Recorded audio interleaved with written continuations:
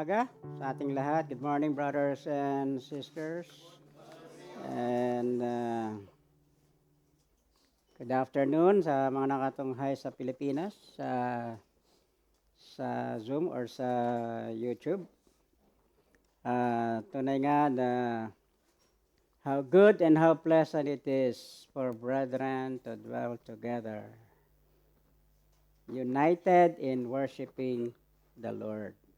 And once again, we experience that powerful worship in the presence of God, and we continue to study the Word of God this morning.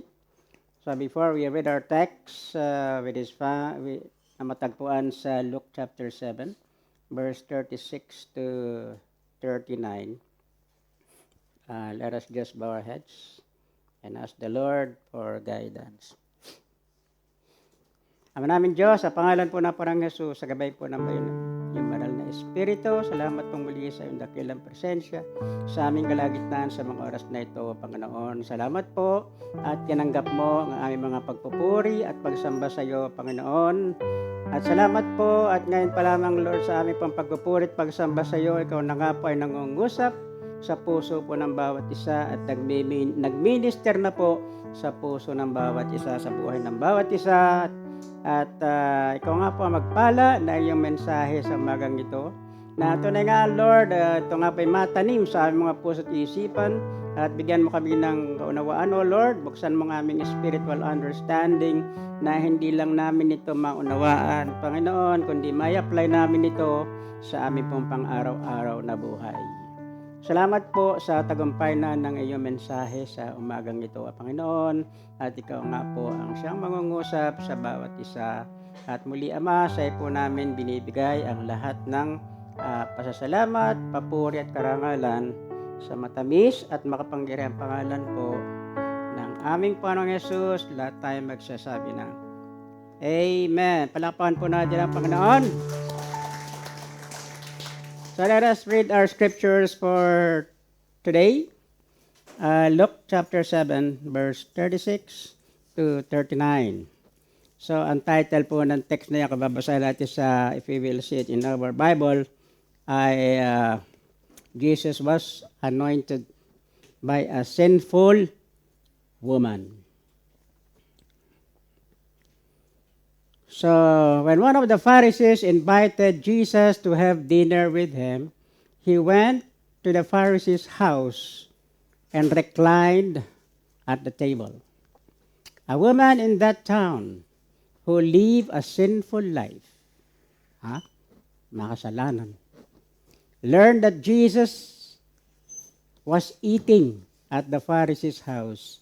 So she came there with an alabaster jar of perfume. And as she stood behind at his feet, weeping, she began to wet his feet with her tears. Then she wiped them with her hair, kissed them, and poured perfume on them.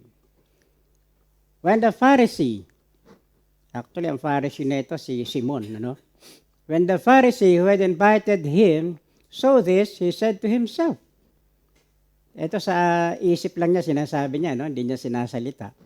If this man were a prophet, he would know who is touching him and what kind of woman she is, that she is a sinner. So, mga Pariseyo ay mga taong judgmental. Amen? And we know that most of the people are judgmental. We judge by what we see. But praise God, the Lord does not look on the outside, but He looks in the hearts of people. So in those days, there are two groups of people, a religious leader, the Pharisee, di ba? And the Sadducee. So they have different the one major difference in their doctrine. The Pharisees, they believe that there is a life after death. No? May buhay, pagtas ng kamatayan, may buhay, no? Na bago, no? Life after death. Pero sa mga Sadducees, they believe that once na tao ay namatay na, finish na. No? Wala na. Hanggang doon na lang. Kalas, no? Finish, finito. That's why they are called sad, you see. No? Malulungkot sila kasi hanggang doon na lang ang buhay nila, no? Di ba? Yan nga sabi yung, alam mo yung kalendaryo, malungkot daw ang buhay niyan. Kasi bilang ng araw niya. So, ang title po na ating pag-uusapan ngayon ay Heart of Worship. You know, we have a song, Heart of Worship, and everybody knows that, no? By heart. And the history of this, how this was composed, the original author, no, or composer is sino? Si Matt Redman, no? He is a worship leader ng isang church.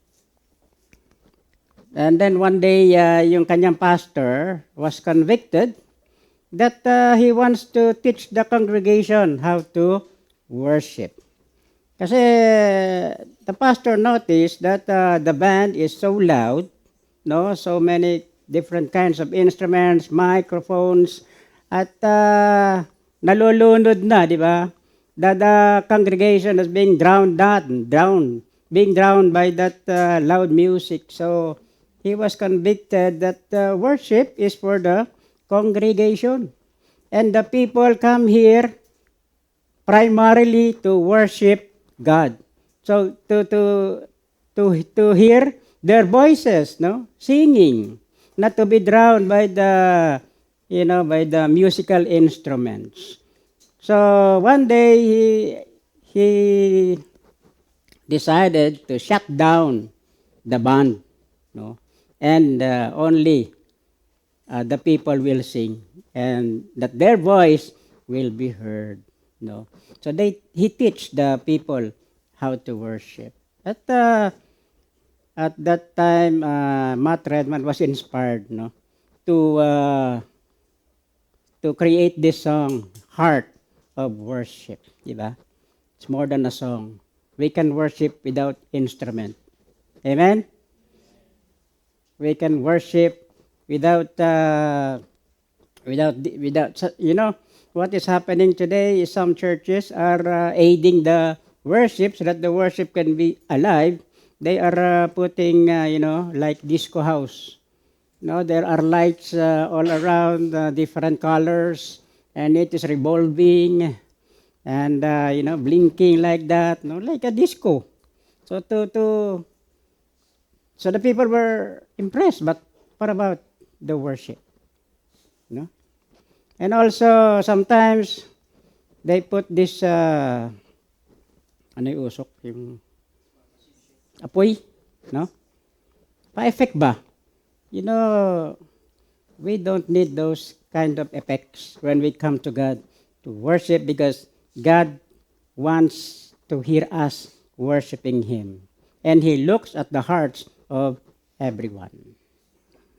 So what actually we come here, it's not for ourselves. It's not for anybody.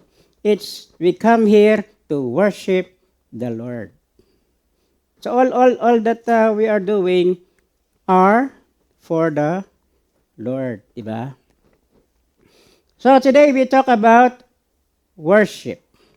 When some people hear the word worship, they think the singing part of the church service. But the truth is that worship is far more than singing some songs. In fact, every part of church service is an act of worship. From the beginning, from the opening prayer to the singing of praising, no, and worshiping songs, singing worship songs, from giving our tithes and offerings, from even the testimonies, even those who are giving the special numbers, no, and even in those birthday greetings, and even enjoying our meal together. Those things are part or are act of worship. Because the Bible says, whatever you do in words or in deed, do it all for the glory of God. Whether you eat or drink, do it all. Do it for the glory of God. So we are worshiping when we read the scriptures. We are worshiping when we pray. We are worshiping when we give our offering. When we take time to greet each other. You come we shake the hands, no, everyone hug everyone, and then just saying, I'm glad that you are here. Praise God that you are here. Then when we listen to the preaching of the Word of God, when we take the Lord's Supper, so in fact, the entire service is a part of worship. And worship is more than worship service. Hindi natatapos yung worship dito. Because everything that happens before and after the service are also an act of worship. Everything we do, everything we are, can be offered to the Lord as an act of worship. Even if you are washing your clothes, washing the dishes, no, cleaning the house, preparing meals for your family, those simple things, if you are doing it for the Lord, is an act of worship. Whatever you say, di ba? You are very careful in what you say to other people. That is an act of worship because you do not want to hurt people. You do not want to offend people. But sometimes, of course, we can hurt people by telling them the truth. Because sometimes the truth hurts. But also, telling the people the truth so that they can be corrected, di ba? Not to condemn them, but to correct them, to build them up, di ba? So that they can change, no, for the better. So that is love, because out of love, you tell them their mistake. Sabi nga,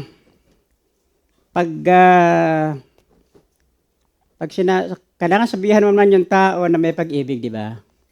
Sabihan mo yung mali niya ng may pag-ibig. No? Kasi pag sinasabihan mo raw isang tao nang walang pag-ibig, yun ay brutality. Pero pag puro pag-ibig, puro maganda yung sinasabi mo sa isang tao na hindi naman totoo, yun ay pambobola. No? That is flattery. So we must, sabi nga ng Biblia, di ba? We must speak the truth in love. Kahit na medyo masakit. The Lord, no? Marami nasasaktan sa salita ng Panginoon, di ba? Because the truth hurts. But He teach that, He tell that because He love us. He wants us to be corrected.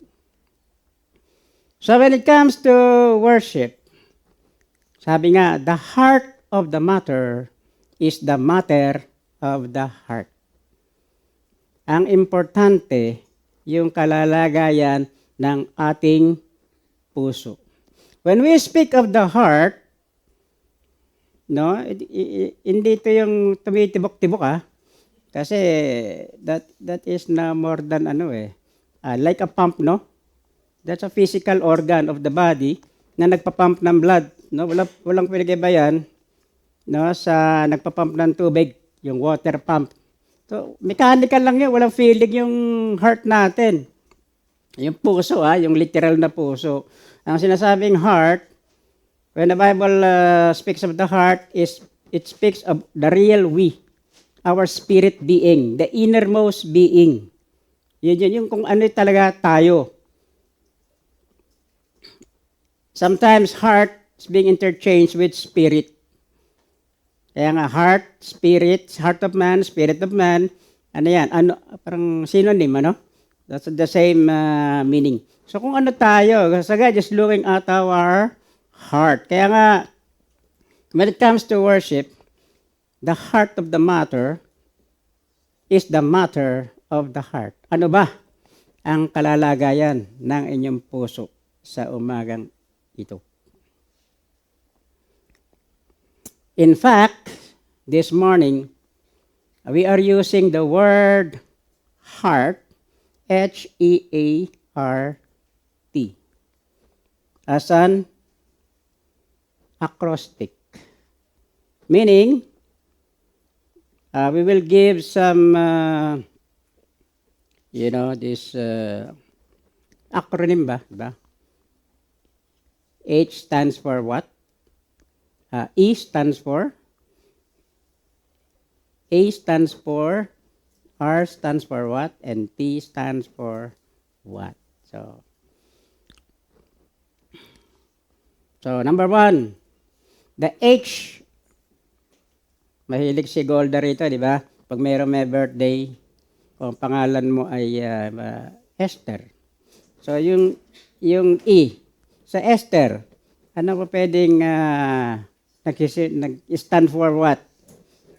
Ha? Ano, entitled?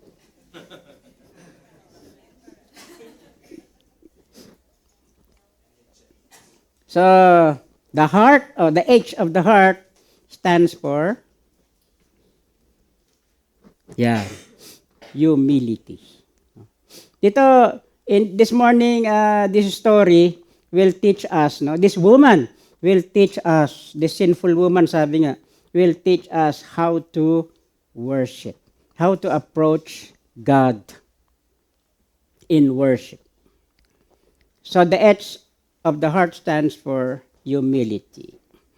So in the text we read, si Simon the Pharisee, Simon the Pharisee, invited Jesus and other religious leaders to his house for a fancy banquet.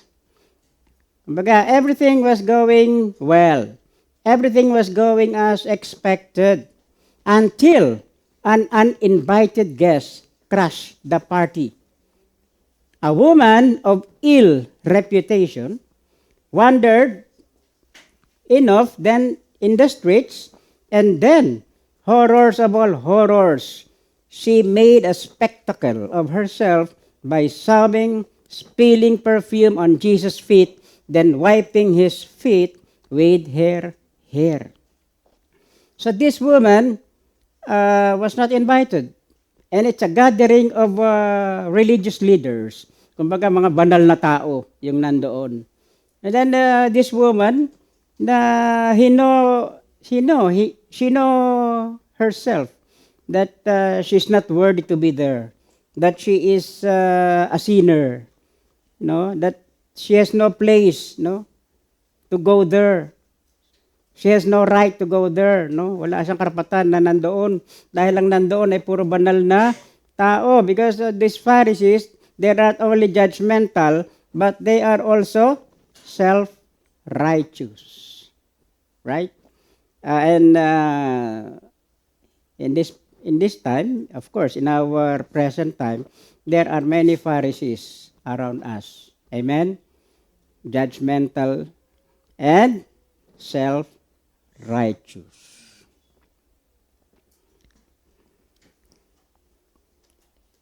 Baga, dali-dali, para bigla siya lumapit sa Panginoon, lumuhod at umiyak. And then, binuhos niya yung napakamamahaling pabango. He opened an alabaster of perfume, which is very costly, and poured it on Jesus' feet, and started wiping the feet of Jesus with her hair. So the woman shows what true humility looks like. She knew she would be criticized and scorned by a room full of holy people, religious leaders, because they considered themselves holy people. But she did not care. No? Sa kanya, kaliwali, no? Kayong lahat. She did not care about her own reputation. In fact, she focused on Jesus so completely that she seemed unaware that anyone else was in the room. She don't care. She don't care for those people, those religious people in that room. And all those most of them are males. And it is not customary for a woman to mix with, in that time, to mix with yung male group, no? Kumbaga ano yun, anong tawag doon, yung balo, parang hindi angkop. Anong word doon? Yung haram? No, parang haram, ganun. So pinakita ng babaeng ito what humility truly looks like. Alam niya, makriticize siya, lalaitin siya, pero wala siyang pakialam. She did not care. And this Simon, the Pharisee, condemned the woman's behavior in response. So imbis na matuwa yung si Simon, yung nag-invite kay Jesus, ano pa siya, nainis siya. Kasi kilala niya yung babaeng ito. So Jesus pointed out that the Pharisee did not wash his feet, give him a kiss, or greeting, or pour oil on his head. Kasi at that time, it is a custom that that time that when you invited someone, then you treat him well. Ibig sabihin, he's a special guest. So you prepare some basin on the door and washing his feet like that, no? And then maybe pour out oil, no, on their head. But we need to understand that these were basic courtesies any well-bred Jewish host would offer to an honored guest.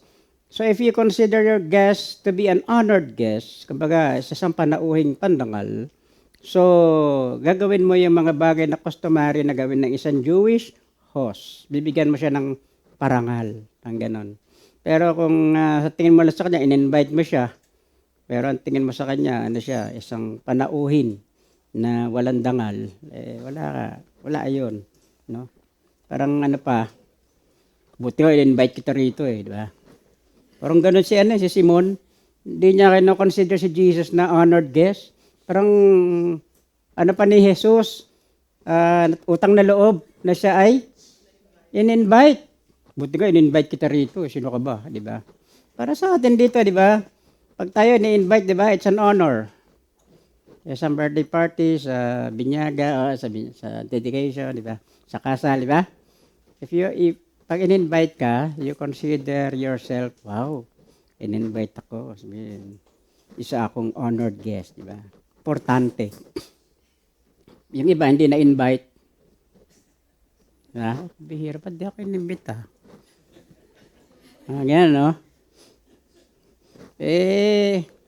Gusto nga imbitahin lahat, kaya lang limited yung budget, Paano naman yung gagawin, di ba?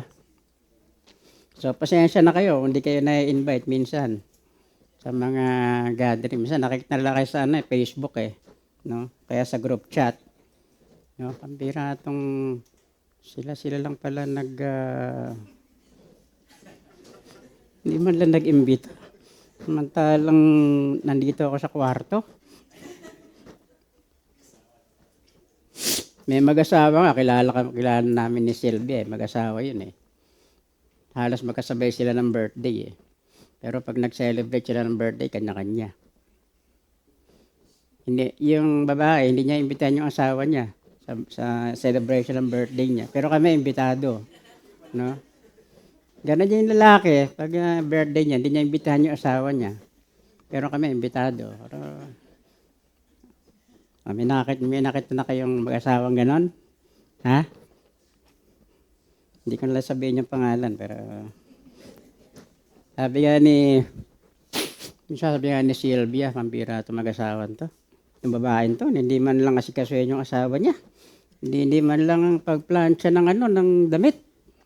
Sabi ni Sylvia. Sabi ko, ano ka? Nakita ko nung minsan, pinaplansya ng babae yung t-shirt ng asawa niya. Bo? Oo. Kaya lang, nakasuot yung t-shirt eh.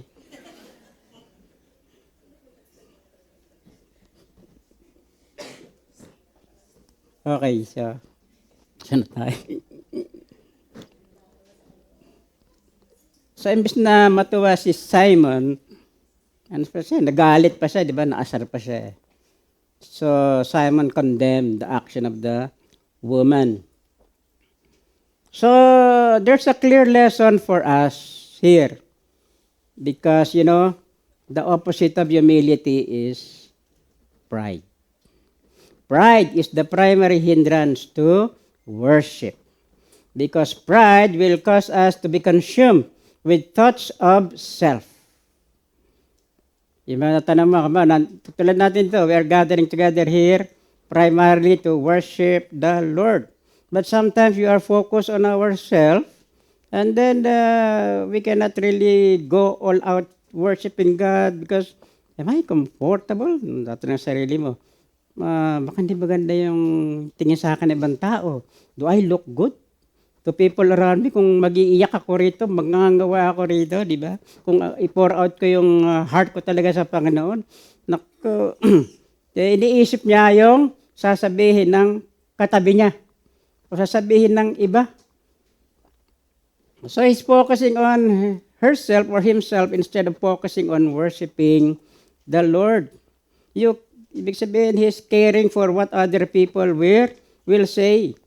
Or he will ask to himself, is everything up to my standards? If we hope to have the true heart of worship, we must enter God's presence with a humble heart. Kalimutan mo lahat. Ibig sabihin sabi nga, di ba, may kanta tayong, let's forget about ourselves and concentrate on Him, di ba? And worship Him. Usually when we come here, we forget all the outside. Alam natin, it's very, very napakagulo sa labas, di ba? Politics and everything, napakagulo. But when we come together in worshiping God, then we forget everything. We just focus on the Lord. So letter H stands for humility. And E, the second letter of the heart, stands for emotion. In Luke 7:38 describes the woman's worship this way. And as she stood behind him at his feet weeping, she began to wet his feet with her tears. This woman did not hold back a genuine and visible emotion. She did not hold back. No? Kung ano yung laman ng puso niya, she poured it out. No? Crying, di ba? Sobbing, talagang humahagulgol siya. I believe kasama sa sabing niya yung hagulgol, di ba? Kasi sa tingin niya sa sarili niya, sobrang makasalanan siya na wala siyang karapatan na lumapit mula sa Panginoon. Sa pagkakataon na yon, na nabigay siya ng pagkakataon na lumapit sa Panginoon, na talaga ibinuhos na niya ang lahat-lahat ng laman ng kanyang puso. So that the opening of the alabaster box of expensive perfume, it shows that symbolize also she is opening his whole yung kanyang buong pagkatao, di ba? Binubuksan na niya sa Panginoon. And that is the way to approach God, no, truly, to really open our life to the Lord without reservation. Without hindrance, you give it all when we worship the Lord. And it will be shown in our emotion, in genuine. It's not a manufactured emotion. uh, there are people who are very emotional, right? They napakadali nilang umiyak, no? But some people are not really. Katulad ng mga it's true that men rarely, no? Men rarely show their emotion, right? But sometimes when the Lord touch talaga yung heart natin, hindi natin, yung hindi ba you do not manufacture emotion, it just come, na tears pouring in your eyes, di ba? Because you're really, the Lord is touching your heart, di ba? Even if you're a male, if you're a man, then you just can cry, di ba? And that is normal, no? Kasi some men are hiding their emotion. No? Kasi baka iniisip nila, pag ang lalaki ay emotional, baka hindi lalaki yun, no? It's normal.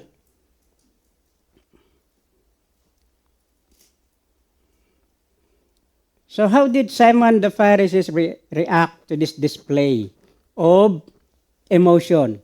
Was he sympathetic? Was he impressed? No. Like any self-righteous religious leader of that city, he was highly offended. Why would Jesus allow such a display? Why this woman was ruining the dignity of his banquet? So there is a lesson here for us who tend to be put off by the way others worship. Sometimes na-offend tayo. Totoo ba yun? Parang na-OA-yan tayo doon sa iba na talagang pinapakita nila yung how they worship. Diba? Sometimes they cry, they shout, no? Baga, sabi ng iba, ba yun? Wala na akong bago, di ba? Ba yun? Baka OA naman. Diba? No, we do. Sabi nga, don't judge. No? You do not know what the Lord is doing in his heart or in her heart, no? Kumbaga, ano mo ron? Di ano ka sa sarili mo. Bakit hindi ka natatouch? Tingnan mo muna yung sarili mo, no? Sometimes we look at around us, tingnan natin how they worship. Then, imbes na mag-focus tayo sa sarili natin, tandaan po natin, when it comes to worship the Lord, it is only between the Lord and us. Walang pakialam yung katabi natin. Walang pakialam yung iba. Just, inan mo lang, no? Yung, isipin mo na ikaw lang at ang Panginoon ang nandoon. And do your best, di ba? You sing, sabi nga. You sing maybe at the top of your voice, or you sing yung baga, talagang pinagbubuti mo yung pagkanta para sa Panginoon na meron talagang nanggagaling sa ating puso, because the Lord looks at the heart. So, si Simon was offended by this show of emotion. And most of us are like that, no? Kasi iba-iba ang expression ng ibang tao sa kanilang pag-worship sa Panginoon.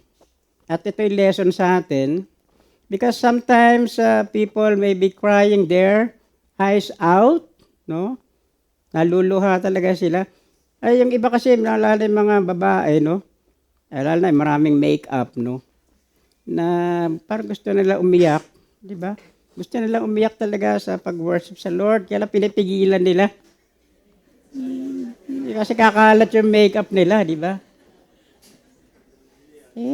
Kung gusto niyo umiyak kayo, huwag niyo pigilan. Pagkatapos ng service, di mag-retouch na lang kayo. Di ba? Masyadong naano doon sa niya, sa pagmumukha niya. Ano kaya itsura ko? Nag-iiyak ako rito. Kaya hindi na ako magmukhang maganda, di ba?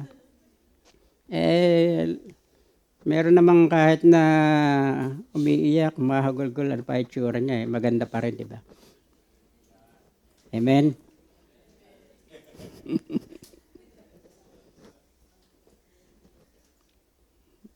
So, natuwa lang ako sa paano na doon sa alaga ni Sylvia, 3.5 years old, di ba? Nung nagpagupit kasi ako, nung nakita ako ng bata na 3.5, sabi sa akin, gwapo. Kaya talaga, hindi ako talagang naniniwala akong hindi kasi nagalang bata yan.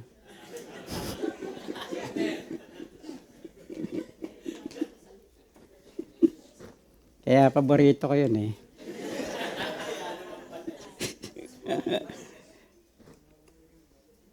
So, ano sa palagay niyo? So, at least, no? Hindi lang si Sylvia nagsasabi. Dalawa na.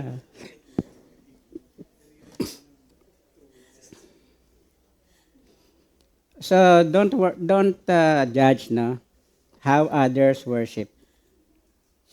In fact, why judge the worshiper of others at all? It is better for you to look into your own heart.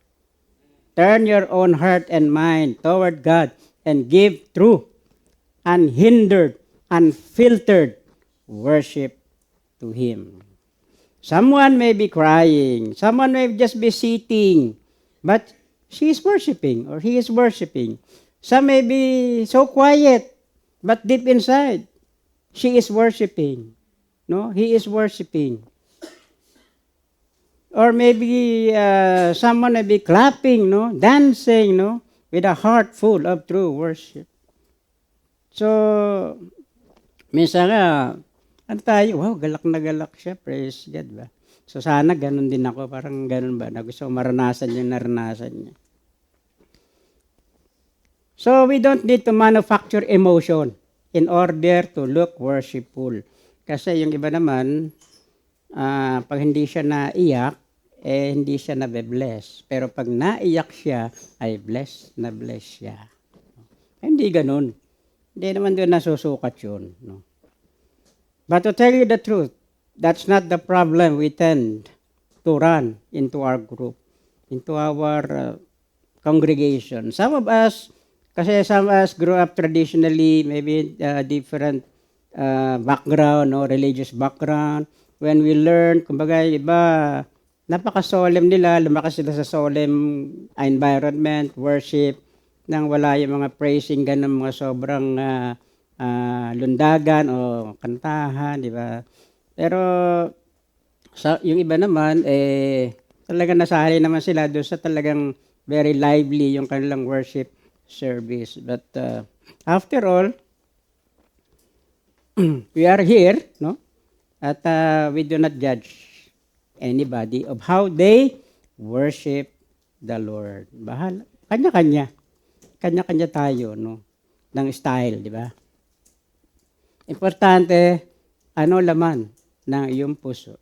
What is in your heart?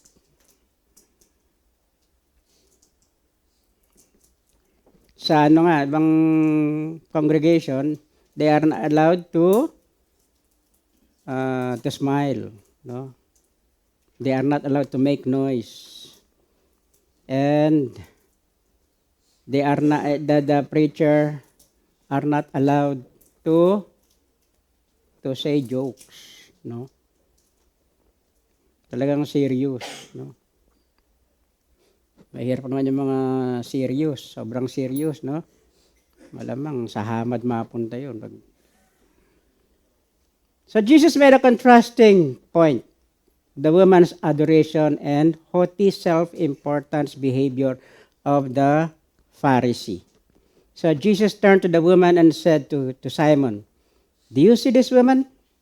I came to your house. You did not give me any water for my feet, but she wet my feet with her tears and wiped them with her hair. You did not give me a kiss, but this woman, from the time I entered, has not stopped kissing my feet." Worship will often cause emotion, and do not be afraid to let it show. Kailan kasamang emotion kasi sabi nga na pang love the Lord your God with all your heart, with all your soul, with all your strength. Andun yung di ba, yung spirit, soul, and body. Yung soul, andun yung ating di ba, emotion, andun yung ating feelings. So kasama talaga sa pag-worship sa Panginoon, lahat ng parte ng ating pagkatao. Spirit, soul, and body. Pag ako nagsabi ng I love you sa nililigawan mo, nang walang ka-emotion, para ka lang AI nun, di ba? Para ka robot. I love you, di ba? No, paano ka magsabi ng I love you sa mo? Doon sa nililigawan mo? Ha? Kasama siyempre, di ba? Yung emotion doon, di ba?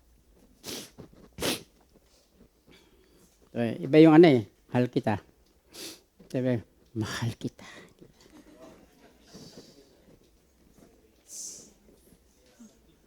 Four minutes na lang. The A of the heart stands for adoration. The woman showed the adoration in so many ways. First of all, she went out of her way looking for Jesus. Actually, this woman, I believe, she heard the preaching of Jesus, because Jesus is going around. So many people are following him. And I believe this woman was one of those people following Jesus and hearing Jesus preach love, di ba? Salvation, and how to approach God. Pinapakilala ang Panginoon. So, I believe this woman wants to approach Jesus long time ago, but hindi siya nagkakaroon ng pagkakataon. Pero nagkaroon siya ng pagkakataon, hindi na niya pinalampas ito. So ganun din tayo, di ba? Magkakataon that we can approach God, we will not let that time slip away. No? Lapit kagad tayo sa Panginoon. So this woman went out of her way looking for Jesus. She risks being ridiculed, being embarrassed or censured by entering the Pharisee's house. And as soon as she saw Jesus, she fell at his feet and poured out her adoration. So she fell at the feet of Jesus, meaning she worshiped. She worshiped Jesus and Jesus accepted her worship, diba? That's indication that Jesus is God because only God accepts worship. So the Pharisees, on the other hand, expected Jesus to come to him. Diba? Yung si Simon, hindi nga importante yung tingin niya kay Jesus Meron sa ibang motibo bakit na inimbita si Jesus gusto lang niyang tanungin, gusto lang niya i-testing, sino ba itong tao na to, ano ba ito tinuturo nito, gaano ba kahusay ito, gaano ba kagaling nito, bakit ang daming tao na sumusunod sa kanya, kami ay nasasapawan na, kami ay mga religious leader dito, mas sikat pa siya kaysa sa amin, no? That's the reason. Self-motive lang yung reason si Simon the Pharisee why he invited Jesus. So, he just expected Jesus to come to him dahil he's thinking he is more important than Jesus and it is an honor for Jesus to be invited by him. So he did not go to any trouble of take any risk in order to be with Jesus. In fact, we get the impression that he thought Jesus should feel honored to be invited into his exclusive party. So it is clear that the Pharisee believed it was his place to assess whether or not Jesus met his own lofty standards. But make no mistake, the attitude of the Pharisees is alive and well in the world today. I'm sure Simon the Pharisee saw himself as highly sophisticated in comparison to this lowly and sinful woman, this simple-minded woman, no? In the simple display of adoration. And Jesus spoke himself up for this woman. In fact, he used a simple language so that even sophisticated Pharisee could figure it out. So Solomon paraphrased, he said, ang isang writer, he paraphrased, he said, "You did not give me even common courtesy when I come into your home. But this woman has not stopped pouring out her adoration." So ikaw, hindi mo ka binigyan ng importansya nung nga pumasok dito, pero itong babaeng ito ay talagang sobra yung pagbibigay niya ng adoration sa akin. Hindi siya tumigil, no? Pagbibigay ng adoration sa akin. Then, he gave the word, therefore I tell you, her many sins have been forgiven, for she loved much. But he who has been forgiven little, loves little. Yun daw pinatawad ng kokonti lang magmahal. Pero yung pinatawad ng marami ay mas malaki magmahal. Ito tumutukoy sa mga self-righteous people. Nakakala nila, ano nga sila, self-righteous, di man nila masyadong kailangan yung ng Panginoon. No? Hindi sila nagbibigay masyado ng pag-ibig. But if we consider ourselves that our sins are big as God, tandaan po natin yan, ang kasalanan ay kasimbigat ng Diyos. At ang pwede lang magbayad ng kasalanan ay ang Diyos mismo. So, hindi natin iyan yung kasalanan, di ba? Level by level. Kasalanan ay kasalanan. It is against God. And only God can forgive us our sins and cleanse us from our sins. So, the woman understand what the Pharisees would not see. True worship requires an attitude of sinners, of sincere repentance. That's why the R of the heart stands for repentance. The woman did not try to deny that she was indeed a notorious sinner. In fact, it is likely that her tears were related to her past life. The woman came to Jesus of what she is, kung ano siya, lumapit siya sa Panginoon. Meanwhile, look at what the Pharisees was thinking to himself. If this man were a prophet, he would know who is touching him and what kind of woman she is, that she is a sinner. The Pharisees had the Messiah, the Son of the living God, sitting right there in his own table. But from seeing his own need for forgiveness, no, hindi niya nakikita yung kailangan niya ng forgiveness din, all he could think is that she is a sinner. Diba? Doon lang siya nakatingin sa ibang tao, sa sarili niya, hindi niya tinitingnan. Nakailangan din niya ng forgiveness ng Diyos. So we cannot offer true worship until we first acknowledge our own sin. 1 John 4:23 says, Jesus explained, what kind of worship the Father seeks? He said, a time is coming, and now has come, that the true worshipper will worship the Father in spirit and in truth. This is the kind of worship. They are the kind of worshipers the Father seeks. So in order to worship God, we need to admit the truth about what God is and who we are. True worship requires sincere repentance, honest repentance. Otherwise, we are lying to ourselves and to God, and our hearts are still far removed from Him. And the T stands for thanksgiving. The woman was forgiven much, and out of the heart of thanksgiving, she gave much. The value of the alabaster of perfume is hard to estimate, but it is very costly. It is safe to say it is very costly, and she took the most precious commodity she owned and poured it over the feet of Jesus. The Pharisee, on the other hand, was forgiven little and gave little. Kumbaga, yung lahat ng, sabi na, ari-arian niya, sabi na, kayamanan niya sa kanya yun eh.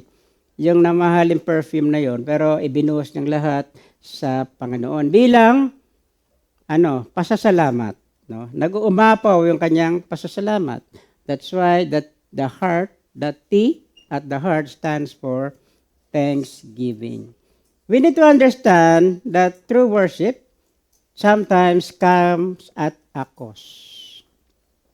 Have you ever given anything lavishly from a full heart of thanksgiving?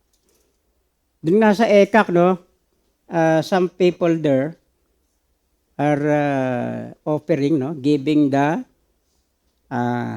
di ba, pas yung sambuang sweldo, di ba? Na bigay niya para sa ECAC fund, no? Nag-commit siya, sang buwang sweldo ibibigay niya. That is so lavish, di ba? He was touched by the Lord to do that, no? Sabi nga ni sa kapatid natin dito, pag ako na-inkisan, pas, ibibigay ko lahat siya sa Panginoon. No? Sabi niya sa akin. Hindi ko lang natatanong kung ano. Pero sabi niya ganun eh. No? Sabi ko, akala ko, mabigay mo sa akin eh. So most of the time, our giving is very systematic, di ba? Different tithes, may offering, no? Pero sometimes, parang tinatouch tayo ng Panginoon to give more than that. To give more than 10%, even 30%, di ba? But there are times when we have the opportunity to pour out a special gift that flows out of a heart of thanksgiving. Sabi nga, pag love na love mo yung isang tao, di ba, yung asawa mo, jowa mo, talagang you will give yung mamahaling cellphone, di ba? iPhone 17, no? Regaluhan mo. Regalo mo ng kotse, mamahaling alahas, di ba? Relos, mga ganun, di ba? Mga can afford, di ba? Walang problema yun. Hindi na naman si Ana, di ba? Si Heart Evangelista was given $1 million worth, no? Ng Paraiba. Paraiba, di ba? $1 million, which is 9,000 pesos, no? Oh. Samantalang kahit yung sweldo ni Cheese, 18 million lang, di ba? Pero nakapagbigay siya ng 57 million. So, ganun kalabish yung kanyang pagmamahal, no? So, yun ang isipin ko saan galing yung pera. Pero, grabe yun, di ba? $1 million, di ba? So, sometimes, sa sobra talagang no, kasama yon sa pagmamahal. No, yung lavishly gift, no. Sa ating mga dukha, no. Ang kaya ko lang ibigay kay Sylvia sa ngayon ay yung 12 real sa QBC, no. Kahit na ilang laro yung gusto niya, no. Kaya alam na nagpupunta ng QBC para kay Sylvia, no. It's not for me, no. So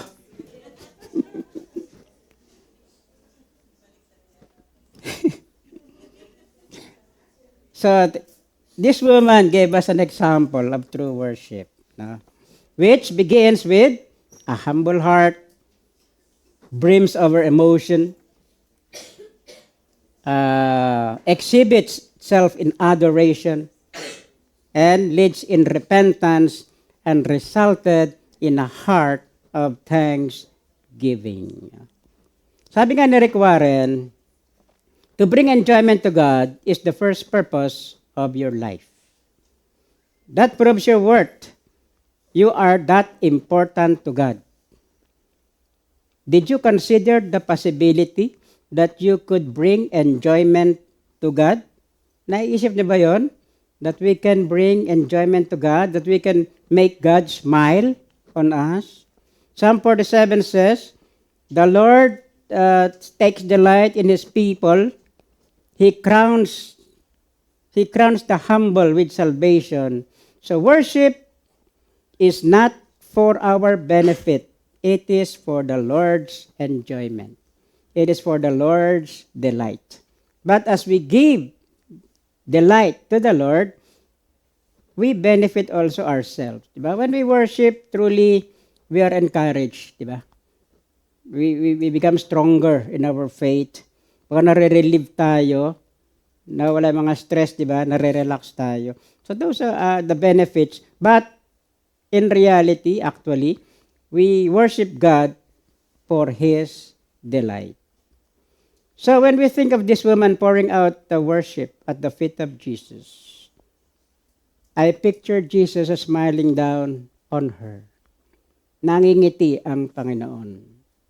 At isipin natin kaya, sa atin kaya, does our worship bring a smile to the face of God. If it does, if it does, if we truly worship from the heart. Amen. Palakpakan po natin ang Panginoon. Hallelujah. So, let us all stand and let us sing this heart of worship. I encourage everyone to just pour out your heart in worship.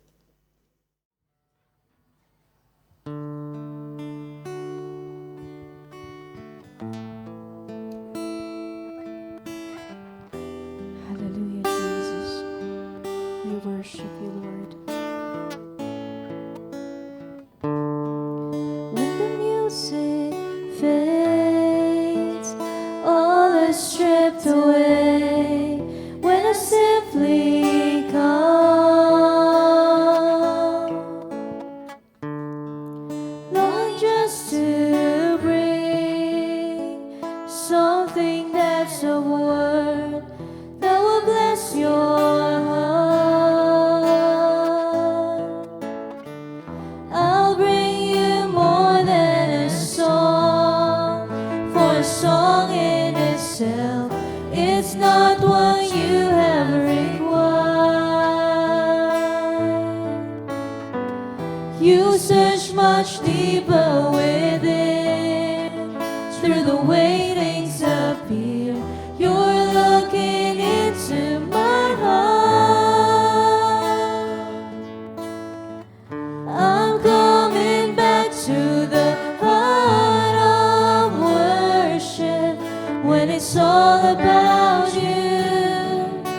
It's all about you, Jesus. I'm sorry, Lord, for the things I made it.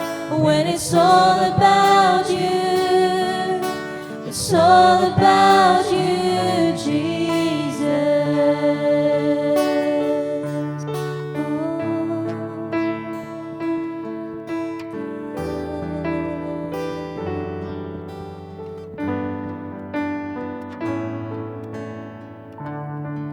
King of endless word, no one could express how much you deserve.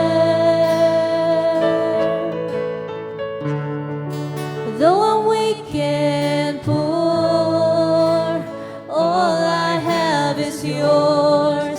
Every single breath, I'll bring you more than a song. I'll bring you more than a song, for a song in itself, it's not what you have required. You search much deeper. You search much deeper within, through the waitings appear. You're looking into my heart. I'm coming back to the heart of worship, when it's all about you. It's all about you, Jesus. I'm sorry, Lord, for the things I made it. When it's all about you, it's all about you, Jesus. I'm coming back to the heart of worship, when it's all about you. It's all about you, Jesus. I'm sorry, Lord, for the things I made it. When it's all about you, it's all about you, Jesus. Oh, it's all about you, Lord. It's all about you, Jesus.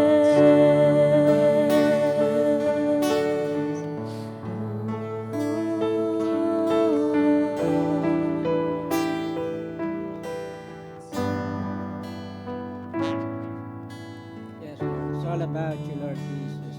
Not about us, not about anybody, but it's all about you, Lord Jesus. You're worthy to receive our highest praise and adoration, Lord. You are a mighty God. You are the only holy God, oh Lord. Thank you, Lord, for giving us this opportunity that we can worship you, oh God. Hallelujah, Jesus. Mang Diyos, salamat po sa iyong mga pinaalala sa amin sa umagang ito, O God. Lord, sa istorya po na aming binasa, Lord, sa text na ito, Panginoon, na binigay mong halimbawa, O Lord, ang babaeng ito, Panginoon. Paano ang tunay na pagsamba sa iyo, Lord? That we should come to you, Lord, with all humility, with a humble heart, Lord, that we acknowledge who we are, sino kami, that we are not worthy even to come to you, Panginoon. That is only by your grace that we can come into your presence, O Lord. And thank you, Lord, for accepting us as we are, as you have accepted this sinful woman as she is, O Lord. You have accepted us as we are, O Lord. And thank you, Lord, as you forgive this woman also. As we come to you, O Lord, you have forgiven us of all our sins and cleansed us, Lord, and give us your righteousness, O God. Thank you, Lord, that you continue to teach us, O Lord, to keep our heart humble, Panginoon. That's the only way that we can come to you, O Lord. And thank you, Lord, that as we worship you, O Lord, just touch our feelings, O Lord. Touch the whole part of our body, Panginoon. That really, O Lord, thank you for your forgiveness, your love that you have poured unto us, O Lord. As this woman received your love, O Lord, that you have forgiven her of her so many sins, O Lord. And us also, Lord, thank you for forgiving us of our so many sins, O Lord. And cleansing us, O Lord, from our uncleanness, O Lord. And we are so grateful, O God, that at this point, at this very moment, we can just offer to you our thanksgiving, Lord. We can offer to you our worship, O Lord. Thank you, Lord, for loving us, Lord. Thank you, Lord, for accepting us, O God. And truly, you seek the worshiper, Lord, to worship you in spirit and in truth, O Lord. Salamat, Ama, at ikaw nga po'y kumikilos sa puso ng bawat isa, O God. Salamat po sa ang mga bagay na ito na aming napag-aralan, hindi lang mananatili sa amin, Panginoon, kundi man ito po'y ma-apply namin po sa aming pang-araw-araw na buhay. At muli, Ama, patuloy pong pinakakatiwala sa iyo ang bawat isa, ang bawat pamilya na